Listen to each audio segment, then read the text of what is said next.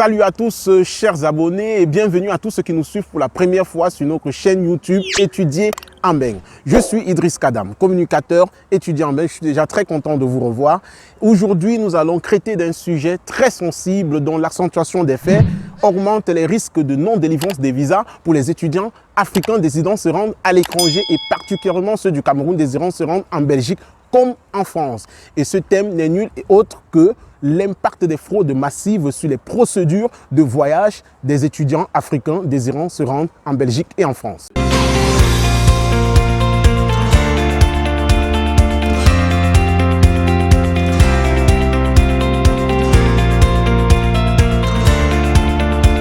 À titre de rappel, il est très important de préciser que la communauté camerounaise en Belgique est l'une des plus actives. On y dénombre plus de 11 400 résidents permanents, y compris les étudiants eux-mêmes.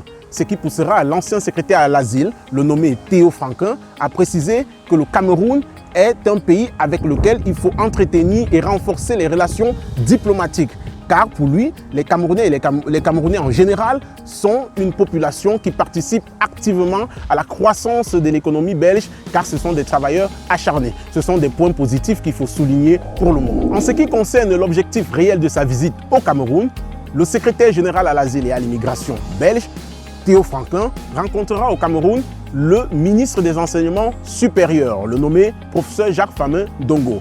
Et lors de leurs multiples échanges, le sujet principal tournera autour de l'ensemble des documents frauduleux fournis par certains étudiants camerounais et reçus dans les services consulaires belges au Cameroun. Ce qu'il est important de savoir, et c'est l'une des informations les plus importantes de ces échanges, c'est que 70% des documents fournis par les étudiants camerounais au consul de Belgique au Cameroun sont faux, à savoir les faux bulletins de notes, les faux diplômes, les faux relevés bancaires, la falsification des signatures et des timbres de légalisation, la falsification des documents de prise en charge, ainsi que les faux actes de naissance, pour ne citer que cela. Et lors du déroulement de leur entretien, une question très importante sera posée par les journalistes au secrétaire général à l'asile politique, le nommé Théo Franquin. Celle-ci est de savoir quelle est l'orientation politique de la Belgique en matière d'immigration. Et celui-ci dira, je cite, « L'orientation politique de la Belgique en matière d'immigration est très claire et des principes sont à respecter. Nous sommes très stricts envers ceux qui ne les respecteront pas. C'est la ligne rouge à ne pas franchir. » Une autre information supplémentaire et qu'il est important de rappeler ici, c'est que les services consulaires de la Belgique au Cameroun reçoivent environ 300 à 400 demandes de visa chaque année. Et cela est de plus en plus évolutif avec le fil des années. Et le nombre de cas de fraude, pour rappeler, c'est de 70%, ce qui ne contribue pas ainsi à l'amélioration de l'image de notre pays qui est ternie de jour en jour. Et pour mieux illustrer et donner plus de crédit à ce que nous venons de développer, nous avons recueilli pour vous quelques cas de fraude recensés auprès des universités présentes en Belgique sur les dossiers de candidature de certains étudiants camerounais désirant se rendre en Belgique pour poursuivre leurs études. Le premier document que nous vous proposons et qui apparaît à l'écran est un document qui nous provient de l'Université de Liège en Belgique, qui date du 19 mars 2021. À travers ce document, nous pouvons y voir la dénonciation d'un cas de fraude sur un relevé bancaire pour paiement de frais de préinscription par un étudiant camerounais. Et la responsable en charge du service des inscriptions de cet établissement dira par la suite qu'elle doit transférer ce document aux autorités compétentes pour une prise de décision. Le deuxième document que nous vous proposons est une mise en garde de la même université transmise aux autorités compétentes. Dans ce document, les autorités dénoncent ici une vague de documents falsifiés et une très grande escroquerie orchestrée autour de ces étudiants sans leur assentiment par certaines personnes mal intentionnées. Raison pour laquelle ils invitent tous ceux et celles désirant produire des documents et les transmettre en Belgique dans toutes les universités, d'utiliser les canaux adéquats.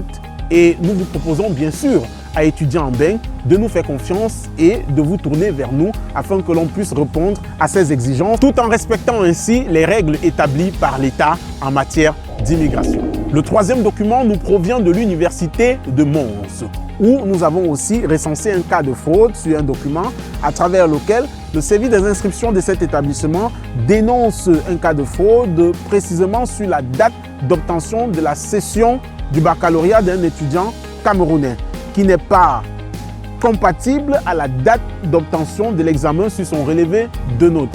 À travers ce cas de fraude, nous pouvons aussi citer plusieurs cas que nous avons recensés, tels qu'à l'université de Charlemagne, plus précisément à la Haute École de Charlemagne, à Gembloux, où les âges ont été falsifiés, les actes de naissance ont été falsifiés, toujours la non-concordance entre l'âge sur l'acte de naissance et des fois sur certains diplômes. Et nous avons aussi par la suite quelques cas de falsification de prise en charge recensés dans certaines communes telles que la commune de Namur, la commune de Liège et aussi la commune de Bruxelles. Et il est très important pour nous de souligner le nœud du problème, à savoir les conséquences directes de ces fraudes massives sur les procédures actuelles et futures pour nos étudiants camerounais et africains désirant se rendre en Belgique. En ce qui concerne le Cameroun, nous avons comme conséquence la réticence et la méfiance de certaines universités belges face aux étudiants camerounais.